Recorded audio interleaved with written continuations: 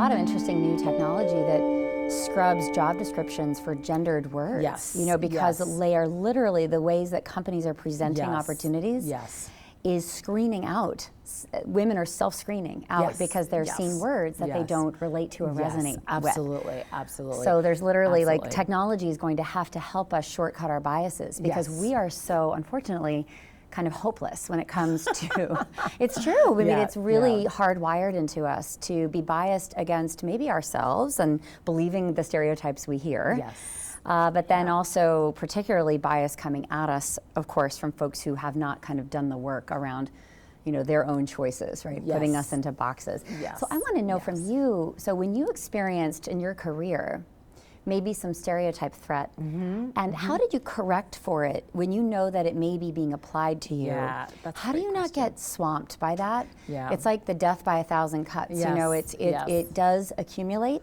And then it causes a lot of us, frankly, to leave organizations. Yes, absolutely. Like we don't even, we can't even put a fine point on it, but we feel, we don't feel valued and heard and welcomed, right? So how did you overcome that and kind of claim your power and that's a great question. So first, by way of background, as a professor at Columbia, I'm the first African American to ever be tenured in the sciences since Columbia started. And so that says I think it's an incredible achievement, but also says a lot about even where we are today.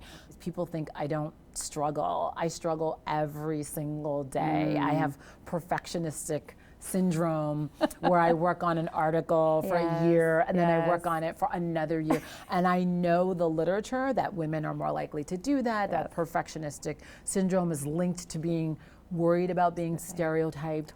I make lots of decisions where I think very carefully about how I am perceived by others, and oftentimes I'll be in, say, a faculty meeting, or even when I'm talking to companies and senior leaders, and I'm like, well, how many comments should I make about race versus gender versus religion? Like, am I being seen as too this or too that? So I worry about these things all the time. But a couple things I know to be true. One is that when you take calculated risks, you know, and you sort of put yourself a little bit out there, almost always something amazing happens. And so that is one thing that I've learned.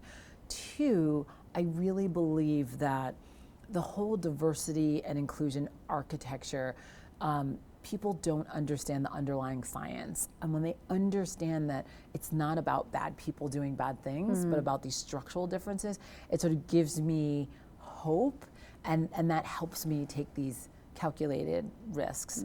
And I think the third thing is just me personally knowing, like, I will feel anxiety every time I sit down to write a paper and I go, I'm the first African American tenured in the sciences. This has got to be really good. You know, this has to be like great. Like, what do I do? Whenever I think about that, I understand that that's coming partly from an environment where there's lots of stereotypes, and just knowing that sort of helps me kind of take a little bit off in terms of the anxiety. But it's something that I still work through every day, and it's something that I work with senior leaders to help illuminate that when you see underperformance. So in my field, it's how many articles are you writing a year, but in the corporate world, it might be how many dollars are you bringing in, or how many clients are you going to see, or what your investment portfolio looks like. What I tell people is that underperformance doesn't mean that you can't do it. It might be something else, that maybe there's something about the structure. So, but you must have the same, at least kinds of experiences. Absolutely. I'd love to hear, what do you do? I think that perfectionism is gendered.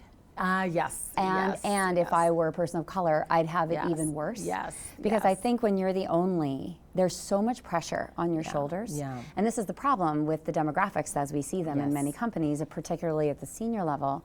When you are the only, there is just an undue amount of performance expectations. It feels riskier because it is. Because it is. It is. It's real. You're at that table, like clinging to something that you've achieved. And that you are the first. Yes. And so I think that it's double work, as you said earlier, and triple work to not only be proficient and excellent, but to be managing, am I safe here? Am I welcomed here? Am I valued here?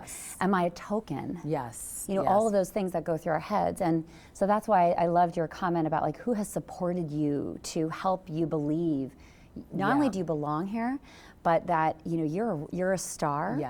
And there are many stars behind you, you know, that you're actually paving the way for. I know in so much of my work with lower level employees or early in career, seeing leaders like you who did make it, you know, who just that the power of being able to see yourself reflected in someone who's achieved and who is the first is one of those things that I think leaders don't understand, that they're role models every single day, everything you do, and the fact that you matter a lot. But you're thank you. I appreciate that. So I remember early on in my career, and this is something that when I work with early career employees, I also talk to them about. I used to ask people for feedback constantly. And I would go find the person who I knew was going to be the most critical. And I would say, tell me about my work, even though I was really fearful. So fast forward, I've done research over the past 15 years showing that people with some kind of outsider status are less likely to receive informal feedback.